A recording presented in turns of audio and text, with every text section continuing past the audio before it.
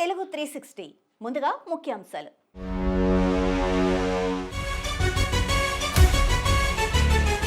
కాంగ్రెస్ క్రమశిక్షణ కమిటీ భేటీ, Konda Murali reverse counter.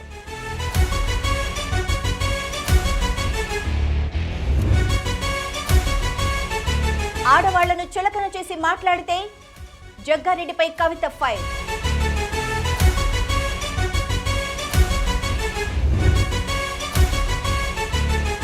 Municipal స్థలం ఆక్రమణ, పెద్దిరెడ్డి ఇంటికి నోటీసులు.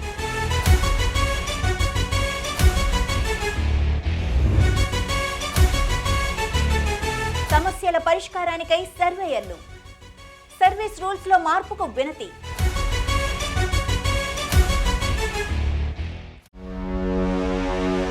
ఇక వివరాల్లోకి వెళ్తే, మాజీ ప్రధానమంత్రి భారతరత్న పివి నరసింహారావు జయంతి సందర్భంగా జూబ్లీహిల్స్లోని తన నివాసంలో పివి చిత్రపటానికి ముఖ్యమంత్రి రేవంత్ రెడ్డి నివాళులర్పించారు. ఈ సందర్భంగా పివి నరసింహారావు సేవలను ఆయన గుర్తు చేసుకున్నారు. బహుభాషా కోవిదుడిగా, రచయితగా, ఆర్థిక సంస్కరణల పితామహుడిగా ఆయన దేశానికి ఎనలేని సేవలను అందించారని ముఖ్యమంత్రి రేవంత్ రెడ్డి కొనియాడారు.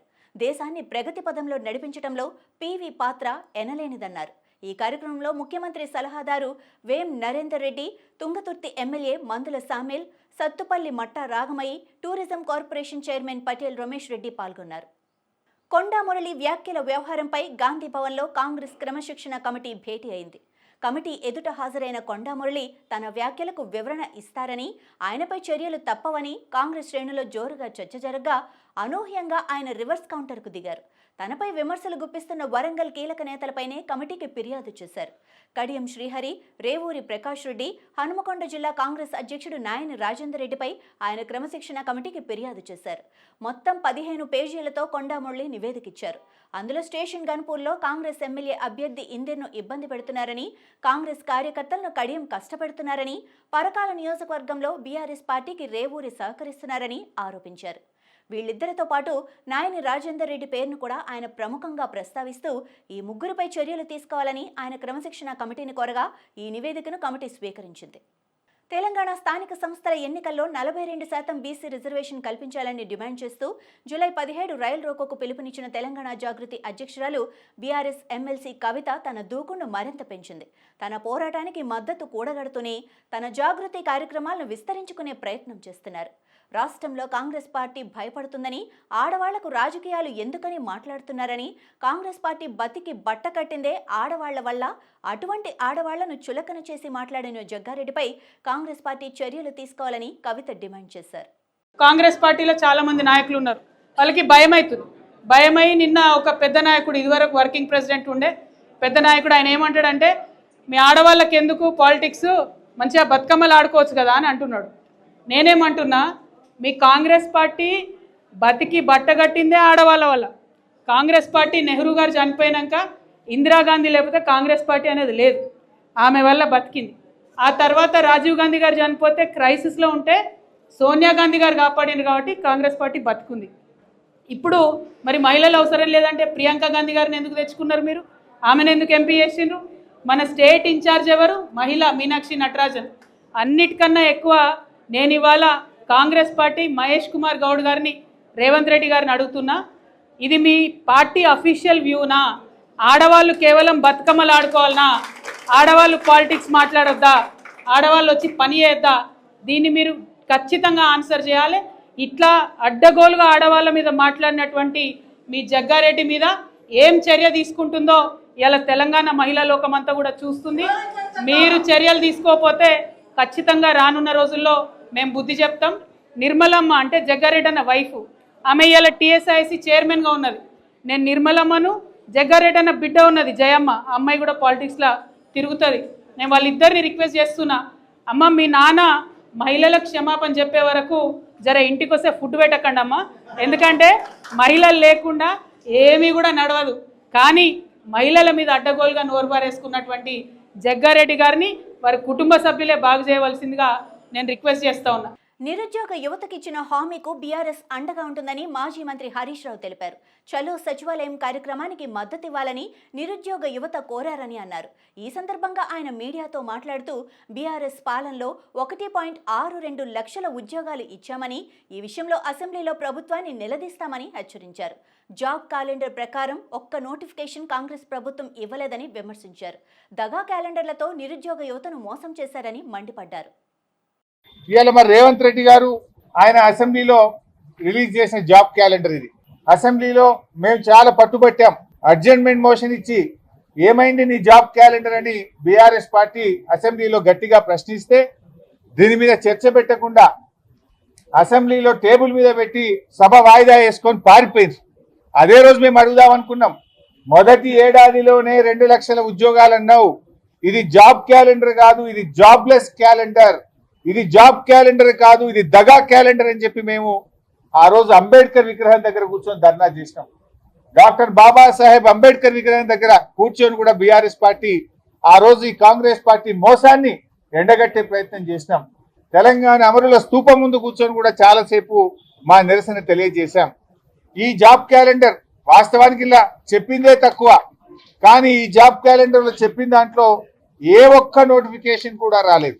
ఐటమ్ నెంబర్ 5 మీరు చూస్తే ఇక్కడ ఏమన్నారంటే engineering and other course Transco NPDCL ఎస్పీడిసిఎల్లో అక్టోబర్ 24 నోటిఫికేషన్ ఇస్తామన్నారు.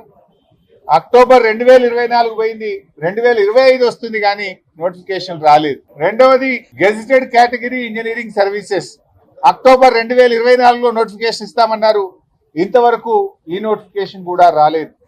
అదేవిధంగా గ్రూప్ 1 ప్రిలిమినరీ అక్టోబర్ 2024లో ఇందులో ముఖ్యంగా అసిస్టెంట్ కన్జర్వేటర్ ఆఫ్ ఫారెస్ట్ ఉద్యోగాలకు నోటిఫికేషన్ ఇస్తామన్నారు. ఈ నోటిఫికేషన్ ఇంతవరకు రాలేదు. అదేవిధంగా gazetted scale officers degree and above professional services in department corporations and societies జనవరి 2025లో నోటిఫికేషన్ ఇస్తామన్నారు. నోటిఫికేషన్ రాలేదు. DSC mega DSC Ponnam Prabhakar garu ఇవి నిరుద్యోగ యువతపై కలిస్తే మంత్రిగా ఆయన హామీ ఇచ్చాడు, మేము మెగా డిఎస్సి ఇస్తున్నాం తొందరలోనే అని చెప్పారు. అసెంబ్లీలో పెట్టిన జాబ్ క్యాలెండర్ లో కూడా ఫిబ్రవరి 2025న మెగా డిఎస్సికి పిలుస్తామని చెప్పారు. నోటిఫికేషన్ ఇంతవరకు రాలేదు. అదేవిధంగా ఫారెస్ట్ బీట్ ఆఫీసర్స్ ఫిబ్రవరి 25న నోటిఫికేషన్ ఇస్తామని చెప్పారు. ఇది కూడా రాలేదు. ఎస్ఐ కానిస్టేబుల్స్ ఉద్యోగాలకు ఏప్రిల్లో నోటిఫికేషన్ ఇస్తామన్నారు. అది కూడా రాలేదు. ఏది రాలే. మీరు పెట్టిన జాబ్ క్యాలెండర్లో ఒక్క నోటిఫికేషన్ కూడా రాలేదు. ఇది జాబ్ క్యాలెండర్ కాదు, ఇది దగా క్యాలెండర్, జాబ్లెస్ క్యాలెండర్, నిరుద్యోగ యువతను మోసం చేసిన క్యాలెండర్ తప్ప ఏమి లేదు. శాసనసభలో కూడా పెట్టి మాట తప్పిన పార్టీ కాంగ్రెస్ పార్టీ. కూటమి సర్కార్పై మాజీ ఎమ్మెల్యే కాసు మహేష్ రెడ్డి సంచలన వ్యాఖ్యలు చేశారు. ఎమర్జెన్సీని తలపించేలా చంద్రబాబు పాలన ఉందని ఆరోపించారు. మీరు ప్రజలకిచ్చిన హామీలు నెరవేర్చుకోవాలి అని డిమాండ్ చేశారు. కూటమి ప్రభుత్వం పెట్టిన కేసులకు భయపడేది లేదన్నారు. ఏపీ మొత్తం చంద్రబాబు ఫ్యాక్షనిజం నడుపుతున్నారని, నిన్నటి ఓటమి రేపటి గెలుపునకు నాంది కావాలని, వైఎస్ఆర్సీపీ అధినేత వైఎస్ జగన్మోహన్ రెడ్డి బయటకు వస్తే భయం ఎందుకు అని ప్రశ్నించారు. వైఎస్ఆర్సీపీ పార్టీ లేదు, ప్రతిపక్ష నాయకుడిగా జగన్మోహన్ రెడ్డి గారు ఈ రోజున ప్రజల పక్షాన నిలబడి పోరాటం చేస్తుంటే అడుగడుగున ఆయన్ని అనగదొక్కాలి, కేసులు బనాయించాలి, అక్రమ కేసులు పెట్టి అరెస్ట్ చేయాలి.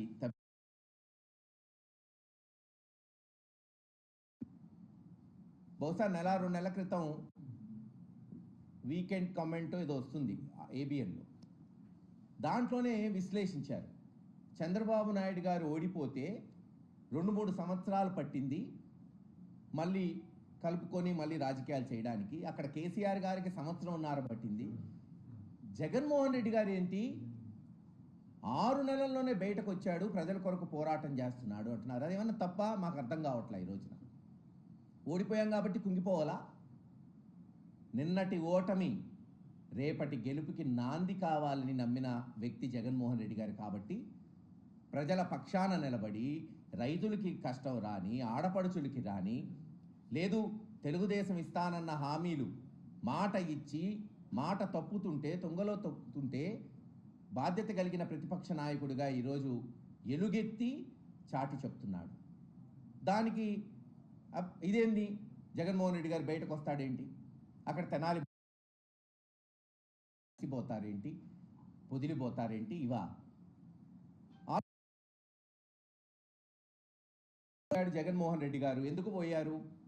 అక్కడ బహిరంగంగా కొంతమంది కుర్రవాళ్ళని పోలీసులు విచక్షణారహితంగా ఇష్టం వచ్చినట్టు కొడితే అది మొత్తం దేశమంతా చూస్తే ఇది తప్పు, మీకు ఇటువంటి హక్కులు లేవు, అధికారాలు లేవు, తప్పు చేస్తే వాళ్ళని శిక్షించండి కానీ ఇలా కొట్టే హక్కు లేదని చెప్పడానికి పోయాడు. దానికి చంద్రబాబు నాయుడు గారు ఏమంటారు? అది గంజాయి బ్యాచ్ని ప్రొటెక్ట్ చేయడానికి పోయాడన్నారు. హైదరాబాద్లోని మహా టీవీ కార్యాలయం వద్ద ఊహించని ఉద్రిక్తత చోటు చేసుకుంది. ఫోన్ ట్యాపింగ్ అంశంలో తెలంగాణ మాజీ మంత్రి కేటీఆర్ పేరును ప్రస్తావిస్తూ ప్రసారం చేసిన కథనాలకు నిరసనగా బీఆర్ఎస్ కార్యకర్తలు మహా న్యూస్ ఆఫీసులోకి చొరబడి అద్దాలు పగలగొట్టారు, కార్లను ధ్వంసం చేశారు, స్టూడియోకు హాని కలిగించారు.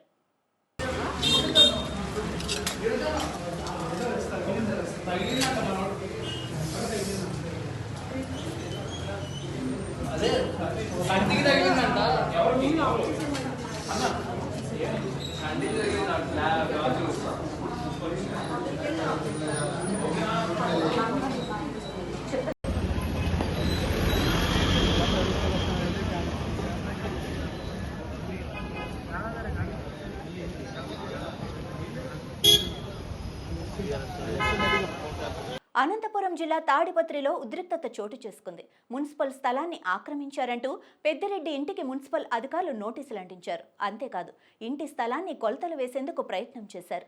ఈ నేపథ్యంలో మాజీ ఎమ్మెల్యే కేతిరెడ్డి పెద్దిరెడ్డి ఇంటి వద్ద పోలీసులు భారీగా మోహరించారు.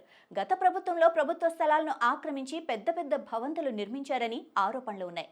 మాజీ మంత్రి కేతిరెడ్డి పెద్దిరెడ్డి సైతం మున్సిపల్ స్థలాన్ని ఆక్రమించారని అధికారులు గుర్తించారు. భగత్ సింగ్ నగర్లో 10 సెంట్ల స్థలంలో పెద్ద భవంతిని పెద్దిరెడ్డి నిర్మాణం చేయగా అందులో 2 సెంట్లు ఆక్రమించారని మున్సిపల్ అధికారులు ఇప్పటికే ఆయనకు నోటీసులు ఇచ్చారు.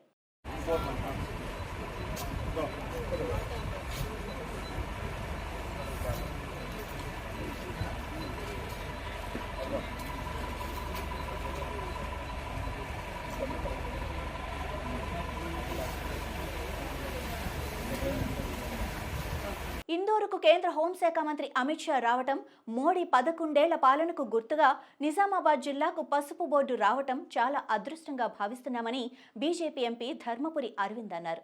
పండించే ప్రతి పసుపు కొమ్ము అంతర్జాతీయ మార్కెట్లో అమ్ముకునే విధంగా రైతులను తీర్చిదిద్దటం బోర్డు బాధ్యత అన్నారు. ఇందూరుకి కేంద్ర హోంశాఖ మంత్రులు అమిత్ షా గారు రావడం, మోదీ గారి ప్రభుత్వం జాతీయ పసుపు బోర్డే కాకుండా మన పసుపు రైతులు 4 దశాబ్దాలుగా దాదాపు పోరాడుతున్న పసుపు బోర్డు ఇవ్వటమే కాకుండా పసుపు బోర్డు కేంద్రీయ కార్యాలయము ఇందూరు పట్టణానికి ఇచ్చి ఇందూరు జిల్లా ముద్దుబిడ్డ పల్లె గంగారెడ్డి గారిని, ఒక పసుపు రైతుని, జాతీయ పసుపు బోర్డుకి చైర్మన్గా నియమించి ఒక ఓవరాల్ ప్యాకేజ్నే మనకు గిఫ్ట్గా మన జిల్లాకి, మన ఉత్తర తెలంగాణ ప్రాంతానికి ఇవ్వడం జరిగింది. దీనివల్ల పసుపు బోర్డు వల్ల ప్రయోజనాలు అనేకం.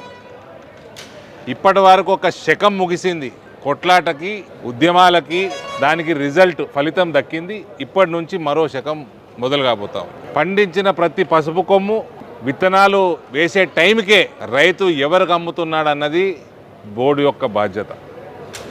కోతలు కాగానే వాల్యూ అడిషన్ ఎట్లా చేయాలా అన్నది బోర్డు బాధ్యత. ప్రాసెసింగ్ యూనిట్లు, ప్యాకేజింగ్ యూనిట్లు, స్టోరేజ్ ఫెసిలిటీసు పెంచుకోవటం ఈ ప్రాంతంలో బోర్డు బాధ్యత.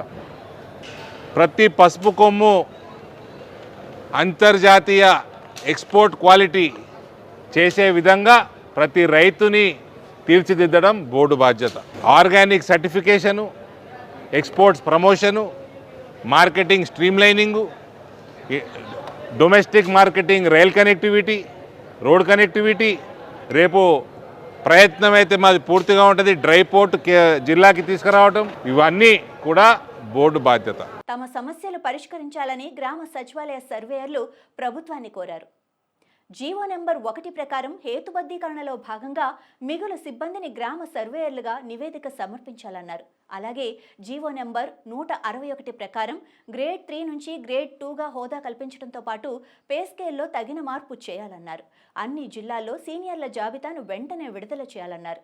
అర్హత కలిగిన వారికి పదోన్నతి కల్పించాలని, సర్వీస్ రూల్స్లో తగిన మార్పులు చేయాలని కోరారు. నేను గ్రామ సర్వేల రాష్ట్ర అధ్యక్షులుగా ఉన్నాను. గ్రామ వార్డు సచివాలయ ఎంప్లాయీస్లో భాగంగా మేము ఈ రాష్ట్ర ప్రక్రియలో చాలా ఇబ్బందులు గురవుతున్నాం. సర్వేలు అందరం కూడా ఇక్కడ ఎందుకు రిలే నిరాదీక్ష చేపడుతున్నామంటే, మాకు రాష్ట్ర ప్రక్రియలో విలేజ్ సర్వేస్ని 4722 మందిని సర్ప్లస్గా చూపించడం జరిగింది. మేము ఆ సర్ప్లస్ చూపించిన వారికి రేపు ఏం చేస్తారు, వారి మార్గదర్శకాలు ఏంటి, సర్టన్ గైడ్లైన్స్ ఇవ్వమని చెప్పి గవర్నమెంట్ వారికి ఎన్నోసార్లు విన్నవించుకున్నాము. మా డిపార్ట్మెంట్ వారు మాకు ఎంతో సపోర్ట్ చేస్తున్నారు. మా డైరెక్టర్ గారు ప్రభాకర్ గారు కూడా చాలాసార్లు గవర్నమెంట్కి విన్నవించుకున్నారు. విలేజ్ సర్వేస్ మాకు కావాలి, వారికి ఎటువంటి వేరే అదర్ డిపార్ట్మెంట్స్లో మ్యాచ్ చేయకండి అని చెప్పినా కూడా ఈ జిఎస్డబ్ల్యూఎస్ డిపార్ట్మెంట్ వారు కానీ గవర్నమెంట్ వారు దాన్ని పట్టించుకోవడం లేదు. ఇప్పటికీ మేము చాలా విసిగిపోయి ఉన్నాము ఈ ప్రక్రియలో భాగంగా. అందుకోసమే ఈరోజు మేము ఇలా రావడం జరిగింది. అదేవిధంగా ఆ జీవోఎంఎస్ నెంబర్ 5లో పక్క మండలాలకి బదిలీలు ఇచ్చున్నారు. గ్రామ వార్డు సచివాలయ ఎంప్లాయీస్ అని మాకు సొంత మండలంలో వెసులుబాటు లేకుండా పక్క మండలంలో ఉద్యోగాలు చేయాలని చెప్పడం జరిగింది. అందరూ కూడా స్థానికులు అవ్వడం వల్ల సొంత మండలాల్లోనే వెసులుబాటు కల్పించాలని, ఒకవేళ పక్క మండలాలు వెసులుబాటు వెళ్ళాలనుకుంటే మాత్రం మొత్తం ప్రక్షాళన స్టేట్ వైడ్గా అందరూ ఎంప్లాయీస్ చేస్తే విలేజ్ సర్వే అయిన మేము కానీ గ్రామ వార్డు సచివాలయం ఎంప్లాయీస్ అందరూ కూడా చేయాలని మనస్ఫూర్తిగా కోరుకుంటాం. అదే కాకుండా ఈ విలేజ్ సర్వీస్ అని మాకు ప్రత్యేకమైన ఇప్పటివరకు ఎటువంటి ప్రమోషన్ ఛానల్ కానీ బేసిక్ పే కానీ నిర్ధారించలేదు. ఇకపైనైనా గవర్నమెంట్ దానిపై దృష్టి పెట్టి మాకు బేసిక్ పే క్రియేట్ చేసి కొత్త ప్రమోషన్ ఛానల్ క్రియేట్ చేయాలని చెప్పి, అదేవిధంగా అన్ని జిల్లాల్లో సీనియర్ లిస్ట్ రిలీజ్ చేయాలని చెప్పి మనస్ఫూర్తిగా కోరుకుంటూ, ఈ దానికి 26 జిల్లాలు విలేజ్ సర్వేతో పాటు అన్ని గ్రామ వార్డు సచివాలయ సంఘాలు కూడా సపోర్ట్ చేస్తున్నాయి. రేపు మరింత ఉధృతంగా 4000 నుంచి 5000 మంది వరకు మేమందరం రేపు అసెంబ్లీ అయ్యి రేపు కార్యాచరణ ప్రకటన జరుగుతుంది అని మీకు మీడియా ముఖంగా తెలియజేయడం జరుగుతుందండి. నమస్తే అండి. ఈరోజు గ్రామ వార్డు సచివాలయ రిలే నిరాహార దీక్ష జరుగుతున్న ముఖ్య ఉద్దేశం ఏంటంటే, మా ట్రాన్స్ఫర్ల విషయంలోనూ రేషనలైజేషన్ విషయంలోనూ మమ్మల్ని కన్సిడర్ చేయాలి అని, అదేవిధంగా మా రేషనలైజేషన్ విషయంలో సర్ప్లస్ మెంబర్స్ ఉన్నారు, వాళ్ళకి సంబంధించి నెక్స్ట్ వాళ్ళకి జరిగే ప్రమోషన్ ఛానల్స్ గురించి కానీ, వాళ్ళు వెళ్ళే వే కానీ మాకు అనేది కార్యనిర్దేశం అనేది సరిగ్గా లేదని, వాటి గురించి సమ్మె చేయడం జరుగుతుందండి.